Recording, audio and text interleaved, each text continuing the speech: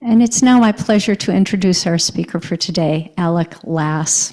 Alec is a passionate advocate, community builder, and lifelong learner.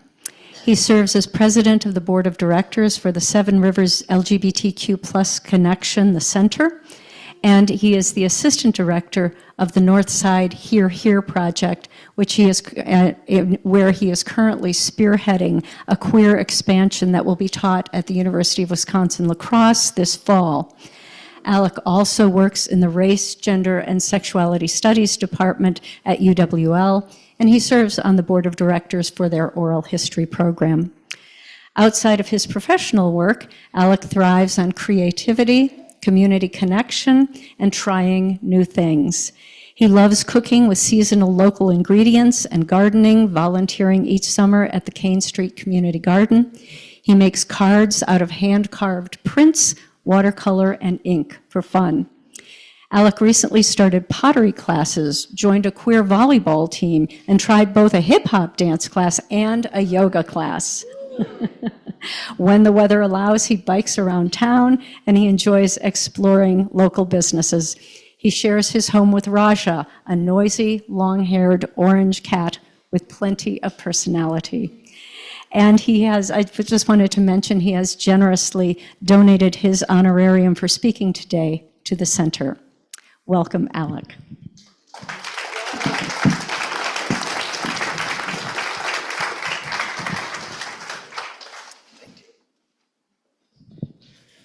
Just to be clear, I wasn't good at hip hop, but it was.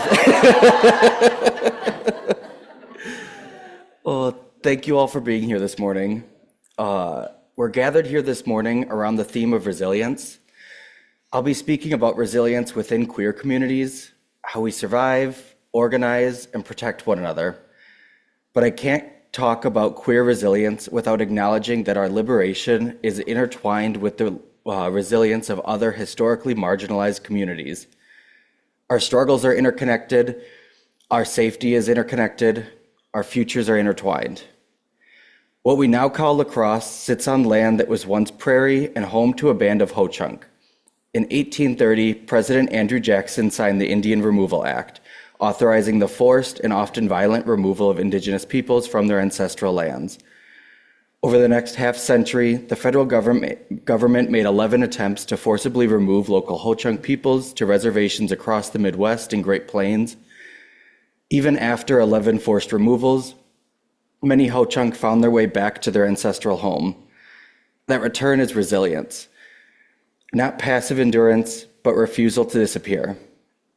Even when violent forced removal shifted into cultural erasure through boarding schools and other genocidal tactics, Ho-Chunk communities endured and remain here today. Resilience is not abstract, it's a survival under systems designed to eliminate you. And we're also gathering in the shadow of more recent violence. In Minneapolis, Renee Macklin Good and Alex Preddy were murdered by ICE agents. These were not distant events. They happened in our region and to our neighbors. We remember them, along with Keith Porter, the 6 people ICE has reported dying in their custody this year, and the countless others who have been impacted by state-sanctioned violence, both in detention and on the streets of our communities. And still, communities organize. They build mutual aid networks, they show up for one another, they refuse silence. That too is resilience. As we talk today about queer resilience, I invite us to hold a broader truth. Indigenous sovereignty, immigrant justice, racial justice, class solidarity, and queer liberation are braided together. Our resilience is strongest when it's collective. No one is free until we're all free, and no human is illegal on stolen land. My name is Alec. My introduction has already been given. I appreciate the kind words that notably I wrote.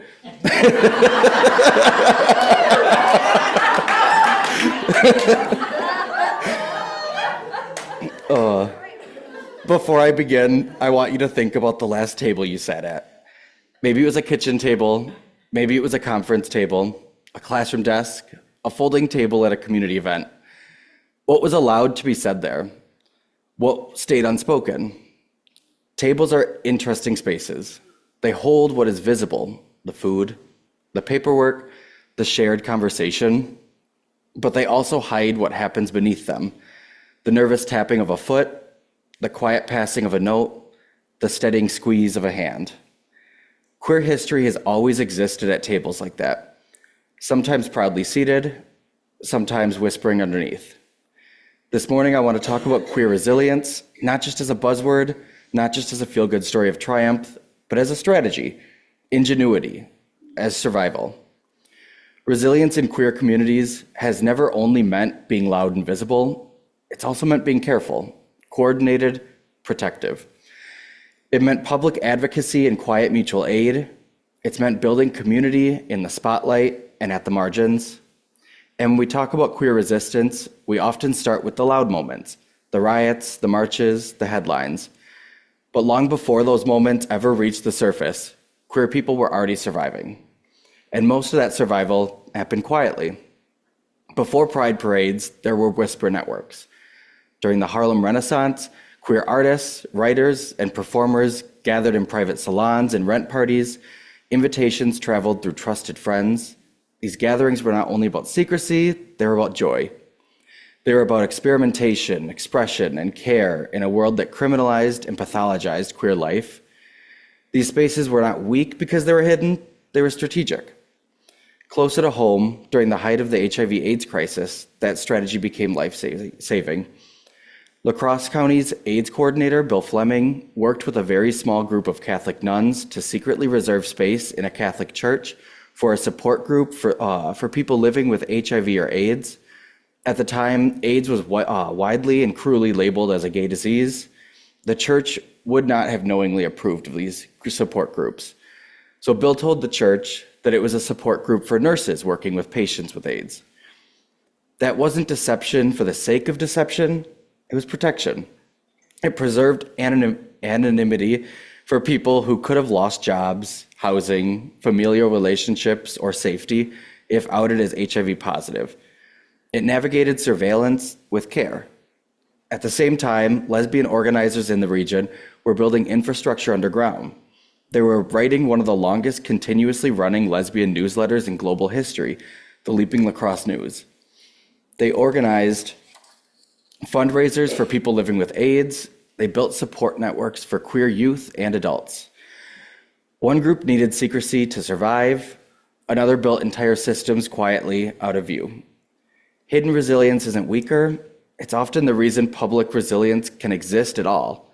These secret communications, quiet meetings, acts of care, they kept us alive, but survival alone was never the goal.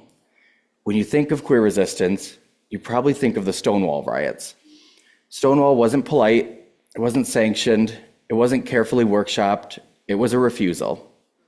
A refusal to accept police and state violence, a refusal to be humiliated, a refusal to disappear. Just a few years prior in San Francisco, trans women and drag queens resisted police harassment during the Compton's cafeteria riot. Coffee cups were thrown, windows broken, and people fought back against routine violence. During the AIDS crisis, activists with ACT UP staged die-ins, bodies lying on government building steps, interrupting business as usual, forcing the public to confront what silence was costing while the Reagan administration attempted to ignore the AIDS crisis altogether. Public resilience forces recognition. It changes laws, it changes narratives, it changes collective memory. Here in Wisconsin, we have our own example. 8 years prior to Stonewall, even before the Compton cafeteria riots, the Black Night Brawl took place in Milwaukee. One summer night, 1961, 4 servicemen went to a gay bar called the Black Night on a dare, caused trouble and started a fight, which resulted in them leaving to find friends and threatening to, quote, clean up the Black Night. A black queer drag performer who, by today's language, we might consider trans, named Josie Carter, fought back. Others wanted to close the bar for the night and seek safety, but Josie wasn't interested in running. Josie wanted to ensure the Black Night didn't become the target of future attacks, ongoing attacks, continuous assault. So she gathered over 70 queer patrons and allies to defend the space, and they did. They did, if you read the stories. On a side note, I recommend reading about this in the LGBT History of Wisconsin's website. Very interesting story. This was community defense, though. This was queer people refusing erasure from their own space, and notably, this resistance involved defending themselves from state-affiliated actors, off-duty military personnel. Visibility wasn't safe. Early pride marches were not celebrations the way we often imagine them now. Being photographed often could cause somebody their job. Rumors alone could mean eviction, ostracization, or violence. Police presence at these events was not necessarily there to protect protesters at the time. Often it was to contain them. And yet people showed up anyways. Public resilience signals presence. It demands recognition. It insists, we are here. But queer resilience has never been either hidden or visible. It's always been both. Some of the most powerful queer organizing has blended visibility and protection seamlessly. Queer spaces, specifically the gay bar, have been a historic place for resilience. For the most part, the gay bar is a space where community minds its own business. But they have been hubs for organizing, discreet referrals, and information sharing. In the 80s, there was a lesbian bar on the north side near Gillette and Rose Streets called Tattoos Bar. Tattoos is where the Leaping La Crosse news was written and distributed. Meetings were held at Tattoos, fundraisers, joyous community events like yearly spaghetti nights. Invite-only gatherings were advertised through trusted networks. Historically, queer folks have had limited spaces, though. Many of our spaces were restricted to open hours, relied on the community to spend enough money to keep the doors open, so we developed discrete ways of communicating visually and linguistically, the most famous being the use of colored handkerchiefs in the back pocket to signal identity or interest, called the hanky code. To outsiders, it meant nothing. To those who knew, it communicated belonging, just like the friend of Dorothy. It allowed connection without formal declaration. It functioned as an information system. Lesbians have communicated utilizing fingernail polish as well. Gay men wore green carnations, a reference to Oscar Wilde.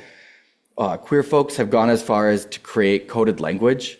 Linguistics examples existed globally through coded variations of local languages called an argot, or a defense language. In the UK, it was called Polari. In Soviet Russia, it was called Temachietsky. These were linguistic variations used to communicate only to those in the know, even in mixed company. In authoritarian regimes, queer activists have operated in layered ways.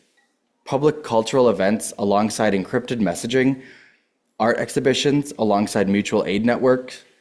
During World War II, the student resistance group known as the White Rose, led by a gay man named Hans Scholl, distributed anti-Nazi leaflets in secret, blending moral clarity with strategic concealment.